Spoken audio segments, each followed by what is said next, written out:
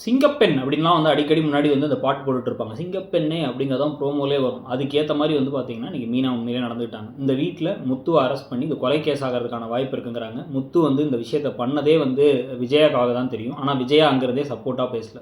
ரொம்ப கேவலமான ஒரு அம்மாவாக நடந்துக்கிட்டாங்க. மனோஜ் ரோகிணிக்காக தான் திருப்பி அவர் போனார் 10 லட்ச ரூபா மேட்ருக்காக. அவங்களும் அதை பற்றி கண்டுக்கவே இல்லை. ரோகிணி தான் தப்பிச்சிட்டோன்னு சந்தோஷம் மட்டும்தான் பட்டாங்க. ஸ்ருதி ரவி எதுவும் பண்ண மாதிரி காமிக்கல. அண்ணாமலை இந்த பிள்ளைக்கு மட்டும் எதுவும் வந்து கோர்ட் வரைக்கும் எத்தனை தடவை தான் போகிறது, ஸ்டேஷன் வரைக்கும் எத்தனை தடவை தான் போகிறது, அவரும் போகல. மீனா மட்டும் தான் எல்லாத்தையும் சரி பண்ணாங்க. இப்போ அடுத்த ஆனால் ரோகிணியை தூக்கி உள்ளே வைக்கும் பொழுது இந்த குடும்பத்தை எத்தனை பேர் இங்கே வரப்போகிறாங்கிறத பார்க்கணும். ஐயோ நம்ம வீட்டு பொம்பளை பிள்ளாடான்னு அண்ணாமலாம் வரப்போகிறாரா?